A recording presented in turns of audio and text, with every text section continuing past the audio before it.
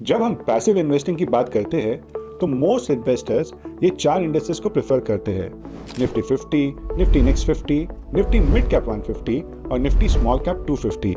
अब ये इंडेक्सेस मिलकर मार्केट की हर तरह की कंपनीज को कवर करते हैं।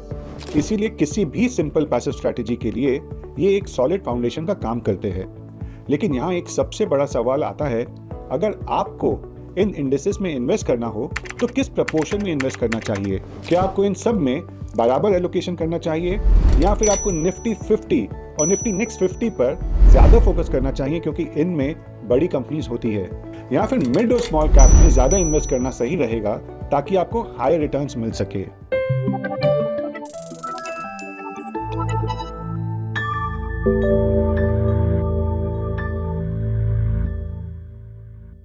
Hello and welcome to ET money Hindi.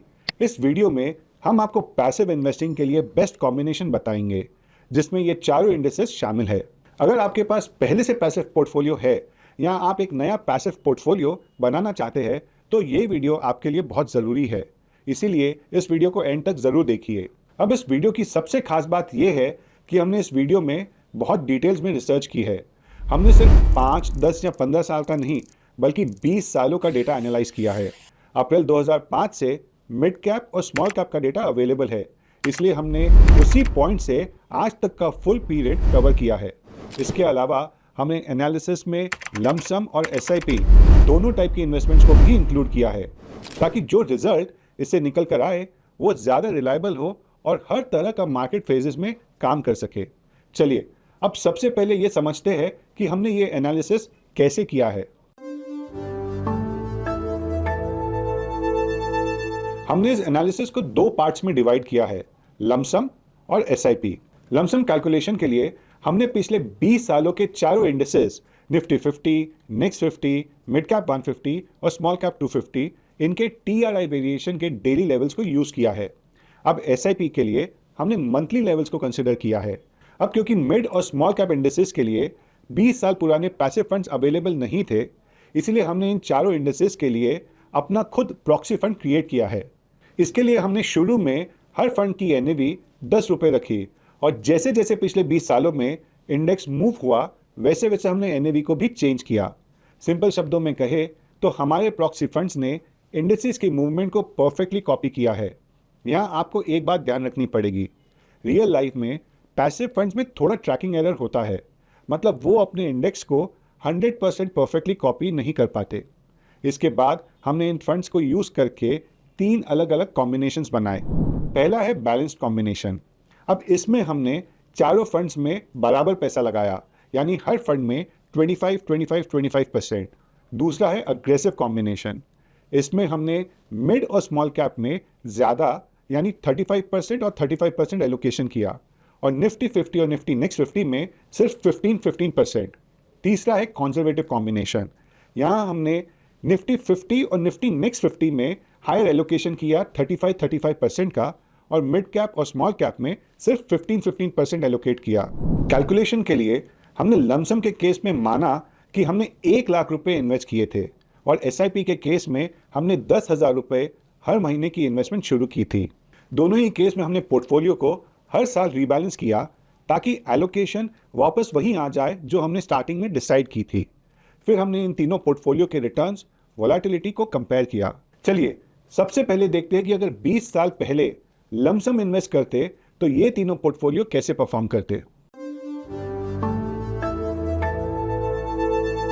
तो अगर 20 साल पहले हमने 1 लाख रुपए लगाया होता तो आज इन तीनों पोर्टफोलियो यानी बैलेंस, अग्रेसिव और कंजर्वेटिव में उनकी वैल्यू क्या होती। जैसा कि एक्सपेक्टेड था, अग्रेसिव पोर्टफोलियो ने सबसे बड़ा कॉर्पस बनाया, करीब 19 लाख रुपए का। वहीं बैलेंस पोर्टफोलियो में ये वैल्यू लगभग 18.5 लाख रुपए थी और कंजर्वेटिव पोर्टफोलियो में 17.7 लाख रुपए बनी। लेकिन यहाँ एक गौर करने वाली बात यह है कि अग्रेसिव पोर्टफोलियो के मुकाबले बाकी दोनों में इतना फर्क नहीं था। अब बैलेंस पोर्टफोलियो अग्रेसिव के कंपैरिजन में 3.3% ही सिर्फ पीछे था और कंजर्वेटिव पोर्टफोलियो में ये गैप सिर्फ 7.4% का था। इसका सीधा मतलब ये है कि भले ही अग्रेसिव पोर्टफोलियो ने बाकी दोनों से बेहतर परफॉर्म किया है, लेकिन जीत का मार्जिन बहुत बड़ा नहीं है। इन पोर्टफोलियो के बिहेवियर को और अच्छे से समझने के लिए हमने पूरे पोर्टफोलियो लेवल पर एनएवी कैलकुलेट की। जब हम इनकी एनएवी मूवमेंट को देखते हैं तो साफ दिखता है कि तीनों पोर्टफोलियो की वेल्थ क्रिएशन जर्नी काफ़ी हद तक एक ही जैसी रही है। इन पोर्टफोलियो के एनएवीज की मदद से हमने रोलिंग रिटर्न्स और उनकी वोलेटिलिटी भी कैलकुलेट की। इक्विटी इन्वेस्टमेंट के लिए 5 साल का पीरियड सबसे सही माना जाता है, इसलिए हमने इन तीनों पोर्टफोलियोज के एवरेज 5 ईयर रोलिंग रिटर्न्स और उनकी वोलेटिलिटी को कंपेयर किया। इसके लिए हमने 2005 से लेकर 2025 तक के सारे 5 साल के रिटर्न्स का एवरेज निकाला। रिजल्ट देखें तो अग्रेसिव पोर्टफोलियो सबसे आगे रहा 14.4% के एवरेज रिटर्न्स के साथ। बैलेंस पोर्टफोलियो ने दिया 14.1% और कंजर्वेटिव पोर्टफोलियो ने दिया 13.8%।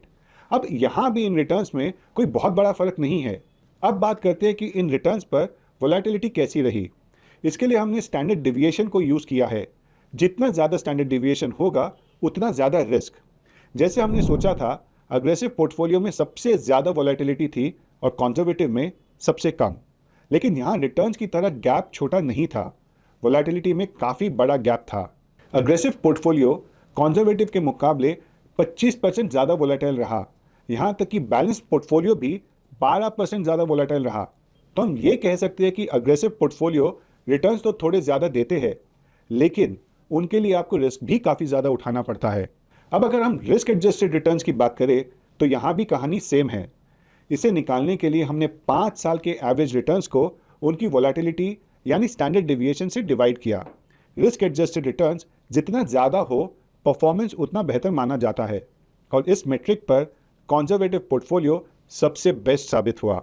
लेकिन क्या एसआईपी के केस में ये पिक्चर बदल सकती है?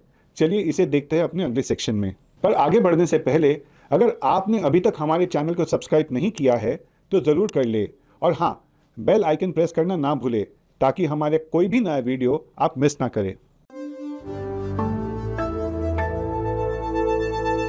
लमसम एनालिसिस की तरह चलिए अब देखते हैं कि अगर 10,000 रुपए की मंथली एसआईपी और एनुअल रीबैलेंसिंग की होती तो फाइनल कॉर्पस कैसा दिखता।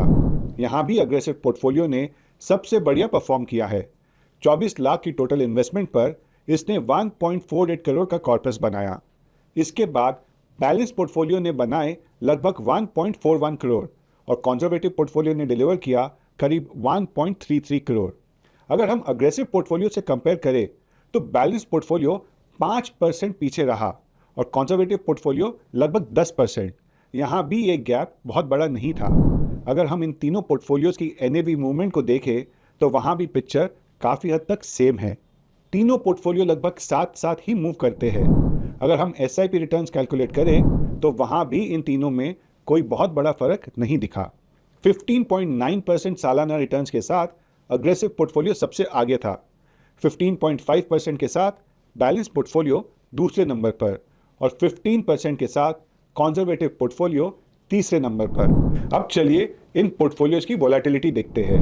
लमसम की तरह ही एसआईपी में भी अग्रेसिव पोर्टफोलियो में बाकी दोनों यानी कंजर्वेटिव और बैलेंस्ड के मुकाबले काफ़ी ज़्यादा वोलेटिलिटी देखने को मिली। असली पिक्चर समझने के लिए हमने इन तीनों एसआईपी पोर्टफोलियोज के रिस्क एडजस्टेड रिटर्न्स को भी चेक किया। अब यहाँ भी वही हुआ जो लमसम में हुआ था। कंजर्वेटिव पोर्टफोलियो के रिस्क एडजस्टेड रिटर्न्स बाकी दोनों के कंपैरिजन में सबसे बेटर थे। उसके बाद नंबर आता है बैलेंस पोर्टफोलियो का और सबसे एंड में अग्रेसिव पोर्टफोलियो। तो आखिर ये सब ऑब्जर्वेशंस क्या सजेस्ट करती है और इन्वेस्टर्स होने के नाते आपको क्या करना चाहिए? तो चलिए अब इस पर वीडियो के अगले सेक्शन में हम नजर डालते हैं।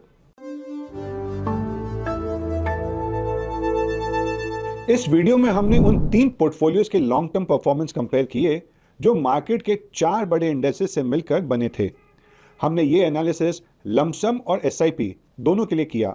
रिटर्न्स के मामले में नो डाउट अग्रेसिव पोर्टफोलियो सबसे आगे रहा, लेकिन बैलेंस्ड और कंजर्वेटिव पोर्टफोलियो के मुकाबले इसकी लीड बहुत बड़ी नहीं थी। हाँ, एक चीज़ ज़रूर साफ दिखी, वो ये कि अग्रेसिव पोर्टफोलियो में वोलेटिलिटी यानी रिस्क काफ़ी ज़्यादा था। आखिर इसकी वजह क्या थी? इसे समझने के लिए अगर हम इन चारों इंडेक्सेस के एनुअल रिटर्न्स पर नज़र डालें तो हमें साफ दिखता है कि कब किस इंडेक्स ने बाजी मारी थी। एग्जाम्पल के लिए अगर हम निफ्टी 50 को देखें तो इसने 2005, 2006, 2008, 10, 11, 13, 2018 और 2022 में बेहतर परफॉर्म किया। ठीक वैसे ही बाकी तीनों इंडेक्सेस ने भी अलग अलग टाइम पर परफॉर्म किया। इसका मतलब ये है कि कोई भी इंडेक्स हमेशा टॉप पर नहीं रहता। यही वजह है कि जब हमने इन चारों को मिलाकर पोर्टफोलियो बनाया तो उनकी परफॉर्मेंस आपस में काफ़ी कन्वर्ज हो जाती है। तो फिर सवाल ये है कि वोलेटिलिटी में इतना बड़ा फर्क क्यों आया। अब देखिए, मिड और स्मॉल कैप कंपनीज नेचर से ही ज़्यादा वोलेटाइल होती है। जिन पोर्टफोलियो में इनका हिस्सा ज़्यादा होता है वो मार्केट गिरने पर ज़्यादा गिरते हैं, जिससे उनकी वोलेटिलिटी बढ़ जाती है। और जब पोर्टफोलियो ज़्यादा गिरता है तो उसे रिकवर करने के लिए भी उतना ही ज़्यादा ऊपर चढ़ना पड़ता है। इस वजह से उनका ओवरऑल रिटर्न पोटेंशियल थोड़ा लिमिटेड हो जाता है। इसी वजह से अग्रेसिव, कंजर्वेटिव और बैलेंस पोर्टफोलियो के रिटर्न्स एंड में लगभग बराबर हो जाते हैं। तो एक इन्वेस्टर के तौर पर इस सब का आपके लिए क्या मतलब है? पहली बात, सिर्फ रिटर्न्स के पीछे भागकर मिड और स्मॉल कैप में हद से ज़्यादा पैसा ना लगाए। आप एक बैलेंस या कंजर्वेटिव पोर्टफोलियो के साथ भी काफ़ी अच्छे रिटर्न्स पा सकते हैं। दूसरी बात, अगर आपके लिए हाई रिटर्न्स ही सबसे इंपॉर्टेंट है तो आपको हाई वोलेटिलिटी झेलने के लिए भी तैयार रहना होगा। मुश्किल वक्त में घबराकर अपनी स्ट्रैटेजी ना बदले और ना ही उम्मीद छोड़े। याद रखिए, हाई रिटर्न्स और हाई वोलेटिलिटी एक ही सिक्के के दो पहलू होते हैं। तीसरी बात, अगर कोई मार्केट कैप अभी अच्छा परफॉर्म नहीं कर रहा तो उसे बेकार समझकर इग्नोर ना करे। अलग अलग मार्केट फेजेस में अलग अलग मार्केट कैप्स अच्छा करते हैं, इसीलिए सभी में थोड़ा एक्सपोजर बनाए रखिए। चौथी और आखिरी बात, डिसिप्लिन रहे और लंबे समय के लिए इन्वेस्ट करें। अपने पोर्टफोलियो को समय समय पर रीबैलेंस करते रहे ताकि आपका एसेट एलोकेशन वैसे ही बना रहे जैसा आप चाहते हैं। लॉन्ग टर्म में आपने कौन से इंडेक्सेस में कितना इन्वेस्ट किया है उससे कहीं ज़्यादा ये मैटर करता है कि आप अपनी इन्वेस्टमेंट्स के साथ कितने डिसिप्लिन हैं। रेगुलर रीबैलेंसिंग से आपके पोर्टफोलियो की वोलेटिलिटी भी कंट्रोल रहती है, क्योंकि जब आप रीबैलेंस करते हैं तो आप समझदारी से उस सेगमेंट से पैसा निकाल लेते हैं जो बहुत ज़्यादा भाग चुका है और जिसमें आगे चलकर रिस्क बढ़ सकती है।